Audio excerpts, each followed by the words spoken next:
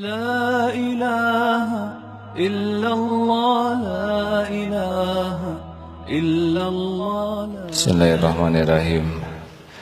Assalamualaikum warahmatullahi wabarakatuh. Alhamdulillahirabbil alamin. Alhamdulillahilladzi khalaqal mauta wal hayata liyabluwakum ayyukum ahsanu amala wa huwal azizul ghafur. Allahumma salli ala sayyidina Muhammad wa ala alihi wa ashabihi ajma'in. Semoga Allah yang maha menatap, maha mendengar, yang maha tahu hari-hari yang tersisa bagi kita, mengaruniakan kepada kita kesadaran dan keyakinan bahwa diri ini sepenuhnya dalam genggaman Allah, bahwa hidup mati kita sepenuhnya adalah milik Allah. Hadirin, saya dapat karunia yang tidak ada bandingannya di bulan penuh berkah ini.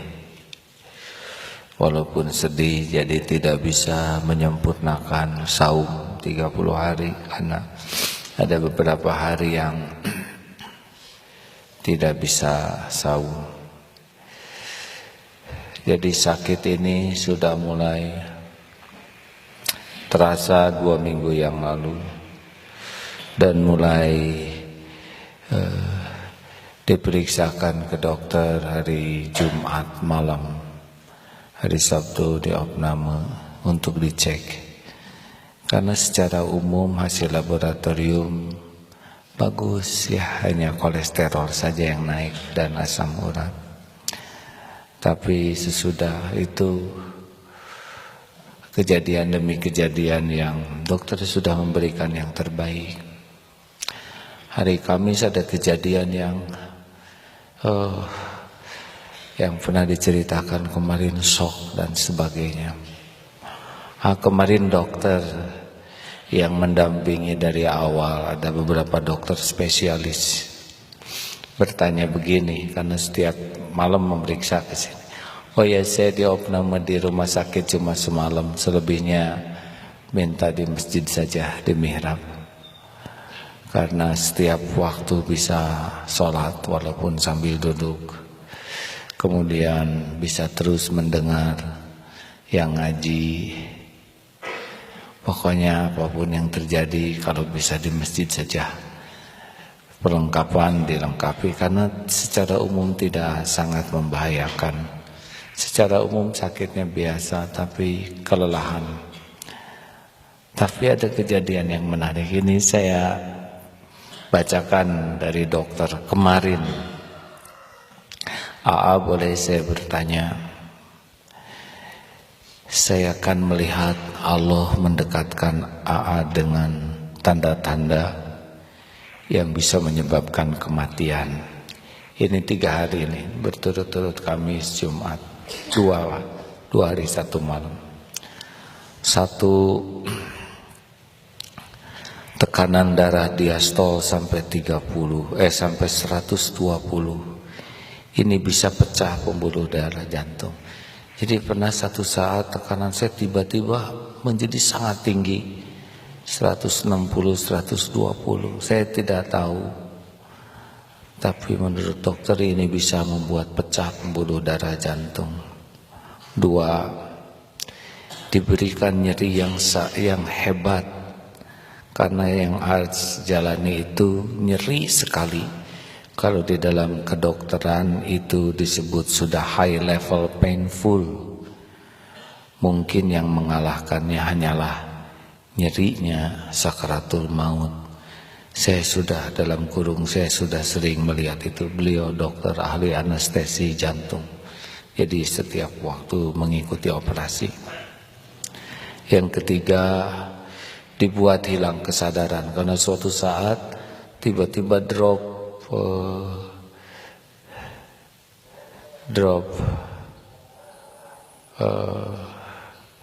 tekanan darah itu, sehingga seperti yang hilang ya. Dan yang keempat, suhu dibuat oleh Allah sampai mendekati 33 derajat. Ya, suatu saat saya sedang diukur, tiba-tiba suhu tubuh saya dingin sekali, 34 sih. Tapi turun sedikit lagi, kata dokter tuh kalau sudah suhu 33 jantung itu, karena 32 derajat saja jantung sudah berat sekali kerjanya. Nah, semua itu rasakan. Saya mau tanya, kata dokter, satu, apa yang rasakan di dalam hati?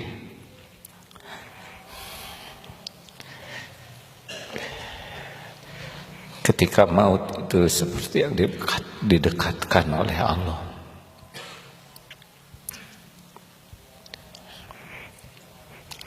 Dua, kalau di posisi sebagai seorang yang harus menasehati keluarga pasien, apa yang harus sampaikan supaya bisa tenang? Nuhun. Sejujurnya ya, sudah saya tahu ada 3 babak, begitu dekat dengan saat ajal. Banyak yang berubah dalam pikiran ini. Satu, jadi harus selalu siap. Walaupun kemarin diperiksa semua ya, darah, ginjal, hati, jantung baik-baik saja, tapi ini tidak menjamin akan tiba-tiba datang.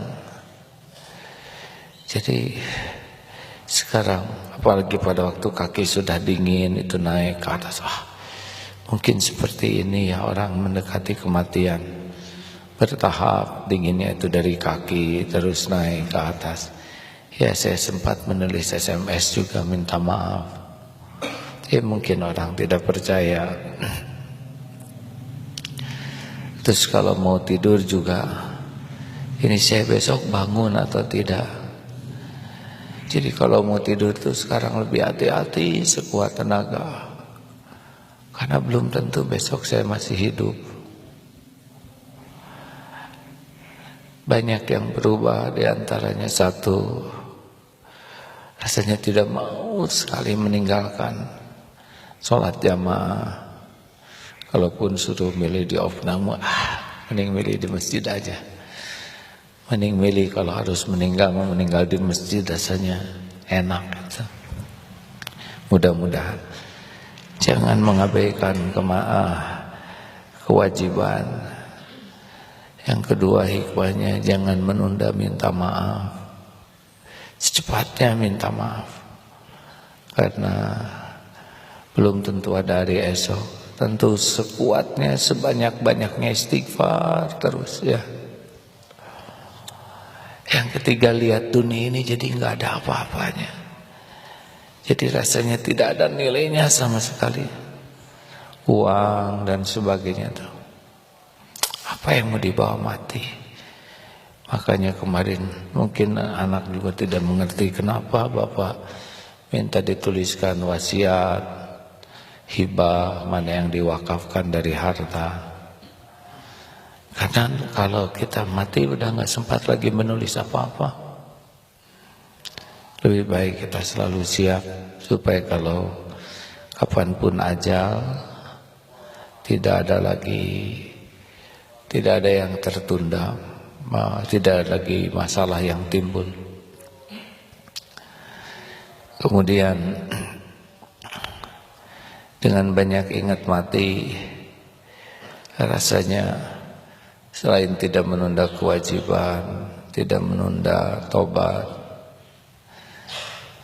ingin sekali tiap waktu tuh hanya jadi baik aja, supaya pas mati, pas mikir baik, prasangka baik, ngomong baik.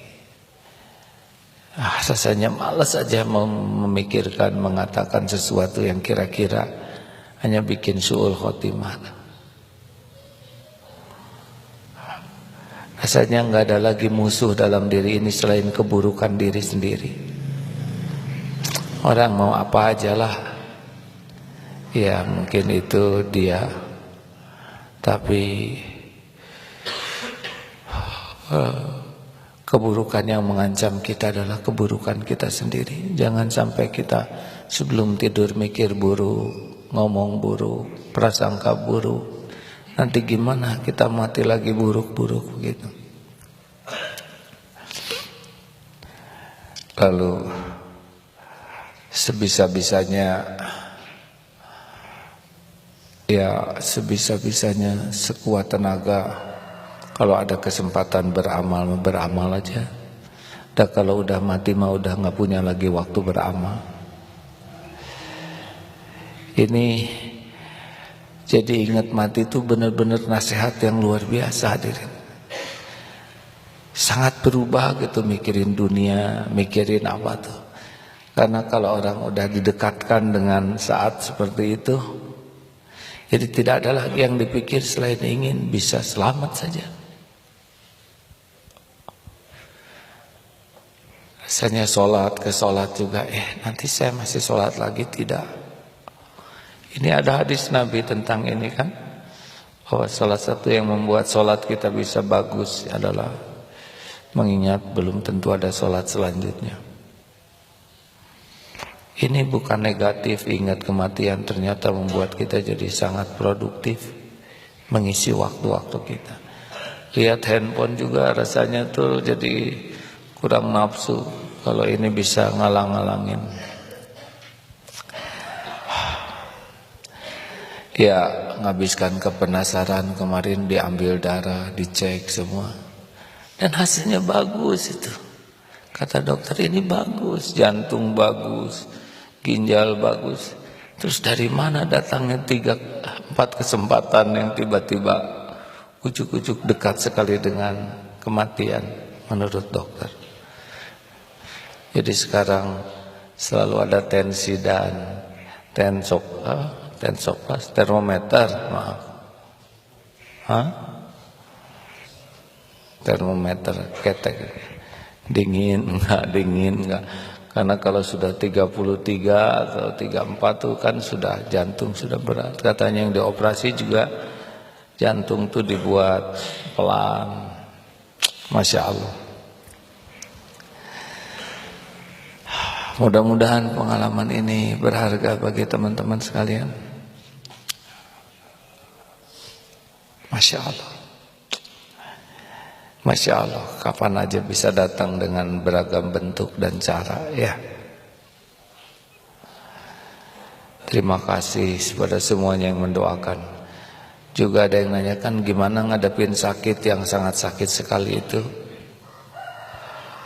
Ya, sebisa-bisanya lagi sakit itu jadi ingat ke dosa. Jadi saya pikir, inilah dosa-dosa saya. Daripada di akhirat, mudah-mudahan ini yang diatur Allah menggugurkan.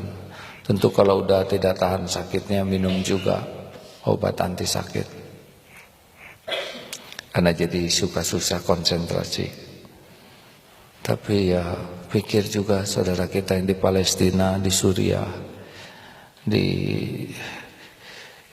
tempat-tempat yang tidak ada obat, tidak ada dokter, tidak ada makanan. Masya Allah, banyak yang ngirim makanan. Saya sendiri nggak nafsu lihatnya, yang makan santri, alhamdulillah.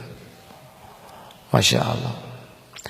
Terima kasih, saya percaya sekali banyak kiriman doa ini sangat didengar oleh Allah. Setiap doa dari berbagai penjuru tempat yang terang-terangan, yang sembunyi-sembunyi, tidak ada yang tidak didengar. Dan mungkin banyak takdir yang dirubah dengan doa-doa teman-teman sekalian. Terima kasih ya. Sepertinya saya memang harus lebih banyak lagi waktu untuk tafakur. Baru kali ini punya kesempatan terus menyendiri, karena mungkin inilah yang paling baik untuk bisa menemukan dosa kesalahan. Kalau sibuk suka kurang jujur kepada dirinya. Terima kasih, ini ucapan kepada semua pendengar yang mendoakan. Semoga ini takdir ada hikmahnya. selalu siap untuk pulang kapanpun. Jangan menunda kewajiban, jangan menunda taubat, jangan menyia-nyiakan kebersamaan, jangan mengisi waktu dengan hal yang buruk. Cukup yang baik-baik saja, supaya pas mati, semoga mati dalam keadaan baik. Terima kasih. Selanjutnya Ustaz Abdul Wahab akan melanjutkan acara ini. Jazakumullah. Terima kasih. Semoga Allah membalas. Terima kasih Ustaz. Assalamualaikum warahmatullahi wabarakatuh.